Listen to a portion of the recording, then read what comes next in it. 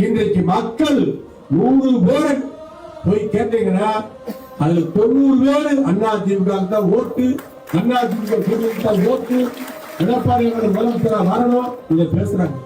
நீங்க கேட்டுக்கிட்டே இருக்கலாம். எந்த டீ கடையில உட்காருங்க, எந்த வயல்வெளிக்கு போங்க, எந்த கம்மாக்கரைக்கு போங்க, அங்க நிக்கிற 4 பேர்ட்ட பேசுங்க.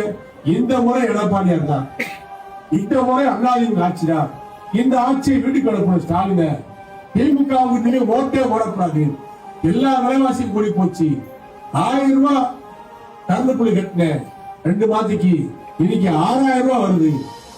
1000 ரூபாய் வீட்டுக்கு கொடுத்து என்ன செய்ய, 1000 ரூபாய் குடும்ப தலைவிக்கு கொடுக்கறேன்னு சொல்லி போட்டு 28 மாசம் ஆரம்பத்துல கொடுக்காம 28 மாசம் கிட்டத்தட்ட 2.5 வருஷம் கொடுக்காம 2.5 வருஷத்துல 1.5 வருஷத்துக்கு மட்டும் 1 கோடி பேருக்கு கொடுத்து போட்டு 70 லட்சம் பேருக்கு கொடுத்து போட்டு மீதி பேரு இப்ப 6 மாசம் கொடுத்திருக்காங்க.